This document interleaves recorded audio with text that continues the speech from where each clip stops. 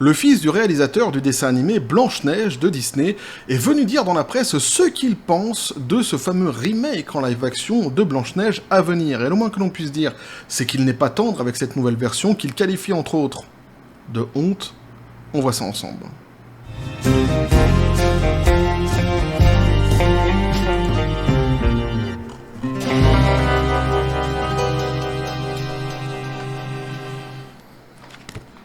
Et vous avez été nombreux à m'alerter sur ce fameux sujet, puisqu'il y a eu entre autres Lavenix sur le Discord de la chaîne, John Wido sur le Discord de la chaîne aussi, et Sarah sur le Twitter de la chaîne. Je vous en remercie donc tous et toutes. Eh ouais, vivement petit café les copains. Alors sujet fort intéressant, puisque justement, souvent dans les commentaires sous les vidéos qui traitent de ce même sujet, du remake en live-action, fameux remake en live-action Blanche-Neige, tant attendu par la Terre entière, par la galaxie. Les extraterrestres aussi loin puissent-ils vivre, attendre de pied ferme ce fameux remake? Évidemment, tant tout le monde s'est fondu la poire en voyant les photos qui ont fuité du tournage de ce fameux film. Eh bien, dans les commentaires, disais-je, vous avez été nombreux à chaque fois à me dire que sans doute que Walt Disney devait se retourner dans sa tombe en voyant ce qu'ils étaient en train de faire avec cette fameuse licence qui est Blanche-Neige. Donc ça va être intéressant ici d'avoir justement bien l'avis d'une personne qui a d'une part travaillé avec Disney par le passé et d'autre part dont le père était l'un des réalisateurs du dessin animé de Blanche-Neige, dessin animé tellement décrié dernièrement notamment par l'actrice Rachel Zegler qui incarnera Blanche-Neige dans le prochain remake en live-action. On avait vu qu'elle détestait, qu'elle méprisait au plus haut point ce fameux dessin animé. Donc ici ça va être fort intéressant d'avoir son avis et on va se rendre compte en réalité que tout simplement, et j'ai presque envie de dire bizarrement, eh bien, il est en fait en phase avec l'avis du grand public, puisqu'il est du même avis que tout le monde, j'ai presque envie de dire, et surtout du grand public. Alors je précise du grand public, pourquoi? Parce que ici j'ai choisi justement un article qui est assez neutre, qui est assez bien écrit, et sur lequel justement je vais pouvoir m'appuyer pour vous montrer ce sujet intéressant, mais j'ai lu pas mal d'articles de la presse française qui, une fois de plus, et comme toujours, d'ailleurs toujours le même procédé, lorsque quelqu'un vient titiller, tacler le côté woke de la force, la secte woke, eh bien systématiquement c'est le même procédé, c'est-à-dire qu'on essaye d'ostraciser ces personnes, de les stigmatiser, de créer des clans, de rendre davantage politique le sujet. Je dis davantage parce qu'effectivement ici il est politique. Le film ici c'est une propagande idéologique, ni plus ni moins pour le côté woke de la force. Et c'est toujours le même procédé avec toujours les mêmes sobriquets conservateurs, réactionnaires. Si ça va pas assez loin, ils iront avec des mononhistes, qu'on a déjà vu ensemble dernièrement. Et pour étayer mon propos, justement, je vais vous montrer une phrase d'un article, justement, que je n'ai pas sélectionné à cause de cela, puisque moi, ça m'agace profondément. Je trouve ce procédé vraiment très malhonnête. Je l'avais déjà démontré dans des précédentes vidéos, mais c'est toujours bien, justement, de montrer cette presse qui continue sa propagande de son côté, puisque, par exemple, justement, ici, vous allez voir que dans la phrase, non seulement le procédé est malhonnête, mais en plus, la phrase en elle-même est idiote, puisqu'ils se tirent une balle dans le pied en écrivant ce qu'ils ont écrit ici.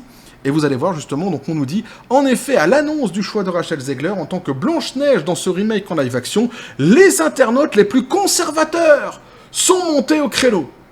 Donc ceux qui ont émis un doute quant au choix de l'actrice par rapport au matériel source sont forcément des conservateurs.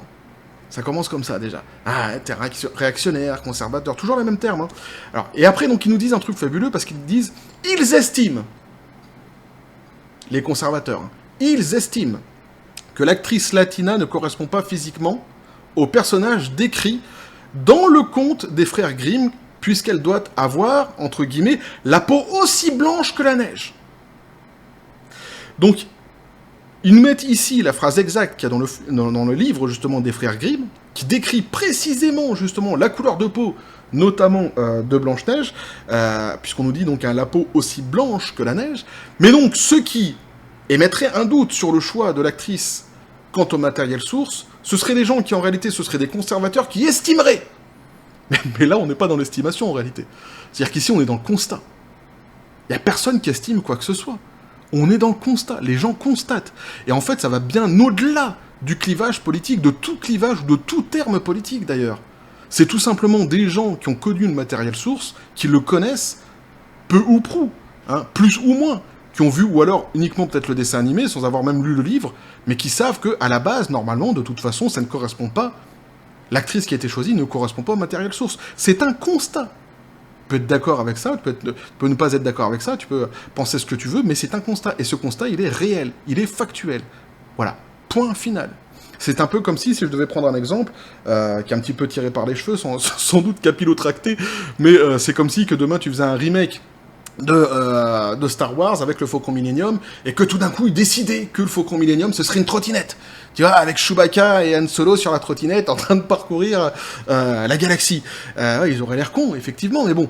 Et que donc tout d'un coup il y a des gens qui viendraient et qui diraient mais non, mais attendez, vous faites un remake des films qui ont déjà existé, donc déjà on a les images, hein, on sait à quoi ça ressemblait. Le Faucon Millenium à la base il a de la gueule, c'est un vaisseau qui est comme ceci, comme cela. Et donc ces gens qui viendraient dire ça, qui ne feraient que constater l'énormité de la trottinette, eh bien on les qualifierait de conservateurs, de réactionnaires, de machin. Comprendre à quel point le procédé est débile. Déjà. Et en plus, comme je le dis ici, ils se tirent une balle dans le pied directement, en fait, dans la phrase. Dans la manière dont ils écrivent la phrase. Puisqu'en réalité, ils estiment d'un personnage qui est décrit. Non, on n'estime plus. Si le personnage il est décrit, on constate. Bref, je referme la parenthèse. Voilà pourquoi, justement, ça fait partie de ces fameux articles que je ne sélectionne pas dans la presse française, qui m'agacent, en règle générale, prodigieusement. Et donc, maintenant, on arrive sur notre article, qui, lui, va traiter du sujet de la vidéo. Ça tombe bien. Ah ouais, vaut mieux qu'on parte pas sur un sujet qui nous parle du golf, hein, tout d'un coup. Bien que, bon, j'ai rien contre le golf à la base, hein. Bref, j'allais partir encore une fois, je le sens. Donc je me recentre. Donc, hein, Walt Disney doit se retourner dans sa tombe. Blanche-Neige version live-action se fait une nouvelle fois tacler. Et donc ici, eh bien, le fils donc hein, d'un des réalisateurs du dessin animé Blanche-Neige emploie exactement la même phrase que beaucoup d'entre vous ont employé justement dans les commentaires des vidéos qui traitaient de ce même sujet. C'est-à-dire que Walt Disney doit se retourner dans sa tombe. Donc il est vraiment complètement en phase avec l'avis du grand public. Et évidemment non, ce n'est pas étonnant. C'est assez logique. Le remake en live-action de Blanche-Neige et les 7 nains de 1937 ne sortira pas avant l'année prochaine, mais la guerre culturelle autour du film simplement intitulé Blanche-Neige, ah oui, parce qu'il n'y a plus les 7 nains, il y a les sept apostates, les 7 apostrophes, les 7 apôtres. Ouais, dernièrement, il y en a un qui a sorti ça dans les commentaires. Je trouvais que ça allait bien. Ça allait en plus avec ce que j'avais dit, les 7 fidèles. C'est ce qu'on a appelé les 7 apôtres de l'évangile selon Saint Wok. Commandement numéro 1, tu te teindras les cheveux en bleu. Ah, je sais pas pourquoi, mais c'est comme ça. Puis après, tu fais la liste. Hein. Vous avez de l'imagination, encore une fois, je suis sûr que vous allez me sortir une super liste. Les 10 commandements Wok. Commandement numéro 2, hein, la vérité ne t'intéressera pas. Fais-en ce que tu veux. tu peux la mâchouiller, la recracher, on s'en fout de la vérité. Seul compte là, le côté woke de la force. Donc, hein, Blanche-Neige est déjà en pleine ébullition. Tu m'étonnes. Tout a commencé lorsque certains ont contesté le casting de l'actrice d'origine colombienne Rachel Zegler, West Side Story, pour incarner le personnage décrit dans l'histoire originale des frères Grimm comme ayant la peau aussi blanche que la neige. Puis c'est poursuivi lorsque la production a décidé de transformer les 7 nains en une collection de personnages et de créatures magiques, diversifiées, de taille et de sexe variés. Même eux, en fait, ils savent plus comment les décrire. Et c'est marrant parce qu'on avait déjà vu dans les presses précédemment, dans d'autres presses précédemment, les presses, en fait, en règle générale, j'ai remarqué, ne savent plus décrire ces 7 personnages. Donc du coup, ils te mettent tout. 7 personnages de créatures magiques, diversifiées, de taille, de sexe, variés, pointures de chaussures, couleurs de cheveux différents, il faut tout mettre. Ah, si t'en oublies un, c'est de la discrimination envers un autre. Ah ouais. Faut tout mettre. Tellement c'est devenu ridicule. Rachel Zegler, 22 ans. Ouais. A ensuite fait parler d'elle lorsqu'elle a suggéré qu'elle n'aimait pas le film original et que le nouveau projet adopterait une approche très différente du personnage emblématique. Alors là, ils vont revenir sur certaines citations qu'on avait déjà pu voir ensemble dans d'autres vidéos, mais c'est intéressant et c'est important surtout de revenir dessus pour bien recontextualiser justement après eh bien, les propos du fils du réalisateur, hein, David Hand, qui va justement venir nous dire ce qu'il pense de tout cela. Donc on nous dit, c'est ce que Zegler disait, elle ne va pas rêver du véritable amour, avait-elle déclaré à Variety via The Hollywood Reporter en septembre. Elle rêve de devenir le leader qu'elle sait parfois être, qu'elle sait pouvoir être, et le leader que son défunt père lui a dit qu'elle pourrait être si elle était intrépide, juste, courageuse et vraie. Elle s'émancipe complètement ici du patriarcat en écoutant ce que son père lui a demandé de faire. Eh oui. Évidemment. L'actrice avait également déclaré que le film original était extrêmement daté en ce qui concerne l'idée que les femmes occupent des rôles de pouvoir et ce à quoi une femme est digne dans un monde, ajoutant face à Extra TV que le dessin animé original est sorti en 1937 et de toute évidence l'accent est mis sur son histoire d'amour avec un gars qui la traque littéralement. Bizarre, bizarre, nous disait-elle. Nous ne l'avons donc pas fait cette fois. Tout ça, on l'avait vu déjà ensemble dans les précédentes vidéos, notamment le fameux bizarre, qu'il faut aller voir en vidéo en réalité pour comprendre à quel point elle est hautaine, à quel point elle est méprisante lorsqu'elle en parle de ce fameux dessin animé. Donc les propos de David Hand. Maintenant, c'est au tour de David Hand, 91 ans, donc un jeune homme, qui a travaillé comme designer pour Disney dans les années 1990 et dont le père, David Kerrick Hand, était l'un des réalisateurs du film original, de s'exprimer sur le sujet dans une interview accordée à The Telegraph, toujours via The Hollywood Reporter. S'il ne critique pas directement Rachel Zegler, il ne mâche pas ses mots en ce qui concerne le film à venir qui n'a évidemment encore été vu par personne en dehors du studio, même sous forme de bande-annonce. Alors oui, c'est vrai qu'actuellement, on comprend cette idée de vouloir dire cette fin de phrase en disant de toute façon jusqu'ici, on n'a pas d'image, on ne sait pas à quoi ressemble le film. Quelque part, c'est essayer déjà d'avance de dénigrer un petit peu les propos de David Hand avant qu'on ait pu les lire. Mais on s'en fout quelque part, parce que déjà, Zegler nous a quasiment tout dit du film, du début à la fin quasiment. On a tous les éléments déjà en main sur la trame du script en tous les cas.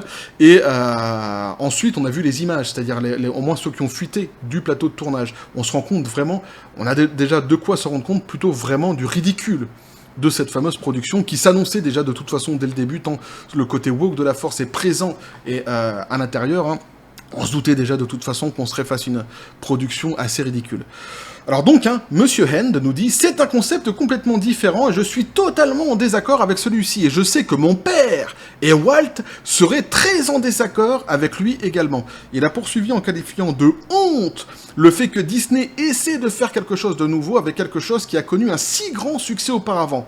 Et alors là, c'est intéressant ce qu'il va dire. Leurs pensées sont tellement radicales maintenant. Et le choix des mots est ici vraiment judicieux, parce qu'effectivement, on est dans la radicalité. On est dans la radicalité woke, on est ici dans une propagande idéologique qui est ici conduite, comment je pourrais dire, ouais, c'est ça, conduite, promulguée à l'intérieur de ce fameux film, Blanche-Neige. On se sert d'une licence uniquement pour faire une propagande idéologique, auprès du plus grand nombre. En tout cas, c'est ce qu'ils espèrent. Ils changent les histoires, ils changent le processus de pensée des personnages, ils inventent de nouvelles choses woke. Donc lui, il nomme précisément le mal ici. Il n'a aucun problème à dire qu'on est vraiment dans l'idéologie woke. Et je ne suis tout simplement pas attiré par cela. Je trouve franchement un peu insultant ce qu'ils ont pu faire avec certains de ces films classiques. Il n'y a aucun respect pour ce que Disney a fait et ce que mon père a fait. Je pense que Walt et lui se retourneraient dans leur tombe. Alors évidemment, j'entends tout de suite déjà les bots de ceux qui viendront dire « Ouais, mais on est face à un type qui a 90 balais, donc c'est une autre époque, donc en gros, c'est un réactionnaire, un vieux con, il faudrait pas l'écouter. » Évidemment, l'adage de Rousseau, vieux, jeune et le temps d'apprendre la sagesse et vieux le temps de la pratiquer, ici complètement mis au placard. Moi, évidemment, je ne pense pas comme ces gens-là. Au contraire, j'ai beaucoup de respect pour les anciens, et je pense justement qu'il est fort intéressant d'avoir ici la lecture d'une personne qui non seulement a vu plusieurs époques défiler devant ses yeux, mais qui en plus était au cœur de la Maison aux Grandes Oreilles par le passé, et qui, on peut ajouter à cela, on peut considérer justement, vu son âge avancé, qu'il n'en a plus rien à battre des polémiques et des chichis et des ceci et des cela. Il dit précisément uniquement ce qu'il pense réellement de tout ça, et ce qu'il pense ce que son père aurait pensé, ainsi, et là c'est même le plus intéressant, ce que Walt Disney lui-même aurait pu penser de tout cela. Évidemment, moi j'ai beaucoup de respect pour ce qu'il vient de dire ici. Rachel Zegler n'a pas directement répondu au fait que ses commentaires refont surface, mais a récemment tweeté « J'espère que le monde deviendra plus gentil », tout en demandant à ses abonnés de se traiter mutuellement avec patience et empathie. Alors on avait vu ça ensemble, on avait vu d'ailleurs que non seulement elle nous avait fait une Laurie, elle avait besoin d'amour tout d'un coup, un amour qu'elle déteste tant visiblement, mais par contre aucune excuse. Aucun je suis désolé, rien du tout. Et justement, derrière, en fait, elle a empilé avec des retweets, elle a retweeté certaines personnes qui eux-mêmes, en fait, avaient mis des bouts de chansons, genre de Lady Gaga, je sais plus quoi, où justement, dans ces chansons, c'était des courts extraits, on entendait, notamment sur une chanson de Lady Gaga, qu'elle détestait les hommes, nanani nanana. Donc en gros, elle faisait passer le message qu'elle-même détestait le côté masculin de ce monde. Donc elle rajoutait en fait, tu vois. Elle remet une pièce dans la machine. Moi je lui avais dit de se taire. Ouais, mais je lui avais conseillé, c'est pour ça il m'écoute pas, mais il devrait. Ouais, Bobby Girl. Évidemment, si tu passes sur la chaîne, et je sais que tu passes sur la chaîne, fais comme tout le monde. D'abord tu t'abonnes. Ouais, mais ça commence comme ça, mais tu vas être traité pareil que tout le monde hein, sur ma chaîne. Hein. Puis après tu viens et on en discute. On peut même en discuter tous ensemble sur le Discord. Mais je vais te dire tes 4 vérités. Et déjà je pense qu'elle, sans déconner, il faudrait vraiment qu'elle se taise. Plus elle parle, plus elle est antipathique. C'est un truc de dingue. Pour elle en tous les cas. Hein. Après moi je m'en fous, hein, ça la concerne elle. Hein. Moi de toute façon, pour moi le Blanche-Neige est déjà plié. Hein. Dans ma tête en tous les cas. Disney donc non plus n'a pas répondu à la polémique et n'a pas fait de commentaires sur ses dernières critiques. Alors on avait vu par contre qu'il y avait quand même panique à bord actuellement chez Disney et que sans doute une cellule de crise allait être mise en place. Hein, on l'a vu dans les précédentes vidéos. Blanche-Neige et les 7 nains est considéré comme un titre particulièrement sacré chez Disney, car il s'agissait du tout premier long-métrage d'animation du studio et son succès décisif a permis à la société d'aller de l'avant avec plus de films. Évidemment, c'est un petit peu leur pierre angulaire. Alors, le long-métrage, déjà si controversé, mais également en scène Gal Gadot dans le rôle de la méchante reine, Azu Kabia dans le rôle du chasseur, et Martin Kleba dans celui de Grincheux. Donc voilà ce que pouvait nous dire donc ici l'article, hein, fort intéressant d'avoir justement, eh bien, l'avis d'une personne qui est directement concernée par ce qui est en train de se passer, notamment parce qu'il a travaillé, comme j'ai dit, par le passé avec Disney, mais en plus parce que son père est un des réalisateurs de ce fameux dessin animé tant détesté actuellement par Rachel Zegler et par Disney, même on pourrait dire un plus globalement, et surtout, quelque part, en plus, il fait un petit peu revivre la pensée de Walt Disney dans ce qu'il nous dit ici, puisqu'il dit que ce soit son père ou Walt Disney, en fait, les deux doivent être en train de se retourner dans leur tombe en voyant ce qui est en train de se passer. Et ce qui est intéressant, au-delà des critiques qui sont quand même assez précises et assez fines de la part de ce monsieur, avec des mots très bien choisis comme ça, où il cible complètement parfaitement le côté woke de la force. Ce qui est intéressant surtout, c'est qu'il va complètement en fait dans le sens de la vie du grand public. Et c'est vraiment très intéressant parce qu'on se rend compte qu'en réalité la vérité elle se trouve ici, hein, dans ce que le grand public pense de tout ce qui est en train de se passer actuellement chez Disney. Elle ne se trouve pas dans cette petite caste de médias et de presse qui essaie systématiquement de défendre la secte woke, hein, le côté riche-nous de la force, et qui s'entête systématiquement à vouloir ostraciser, stigmatiser quiconque viendrait essayer de critiquer cette idéologie qui est au demeurant complètement détestable, infâme, et souvent sur bien des points justement assez dangereuse. Donc c'est très intéressant de voir que bien ce vieux monsieur, ce jeune homme, que dis-je, vient ici et bien complètement corroborer ce que tout le monde pense en réalité. Et il le dit très bien, il l'exprime très bien, et il est bien placé surtout pour dire ce qu'il a à dire. Et c'est une honte, effectivement, de la part de Disney de se retrouver dans cette situation-ci, et que des personnes comme ça, aussi importantes que ce monsieur, eh bien, pensent cela actuellement de l'entreprise. Ça en dit évidemment très très long. Très très long sur le chemin qu'a pris Disney ces derniers temps, et le pourquoi justement le divorce a fini par être complètement acté entre les consommateurs, le grand public et la maison aux grandes oreilles qui est Disney. Bref, voilà ce que je pouvais vous dire là-dessus, les copains. N'hésitez pas à me dire ce que vous en pensez dans les commentaires, à vous abonner si le contenu vous a plu, à activer la petite cloche pour les prochaines notifications, les prochaines vidéos qui vont arriver, à balancer un like, à partager la vidéo. Vous avez mon Twitter, mon Facebook et le Discord de la chaîne qui sont dans la description des vidéos. N'hésitez pas à venir et à basculer du côté de la force absurde des réseaux sociaux. Sur ce, je vous dis à la John Spartan, mais avec l'accent de Georges Eddy. Pour ceux qui connaissent le basket, hein, Prayerfully City, tu vois, je l'aurais fait. Hein, parce que la dernière fois, on m'a lancé, on m'a dit, ouais, tu feras pas l'accent, fais l'accent anglais ou alors fais l'accent américain. Et l'accent américain, je ne peux le faire que sous le prisme de Georges Eddy. Ah, il n'y a que comme ça. Bah ouais, mais moi, je suis un foot basket en même temps. Bref, donc comme ça, ce sera fait. Et on continue, évidemment, à suivre toutes les histoires autour de Disney sur la chaîne. Bref. Et que la force soit avec vous.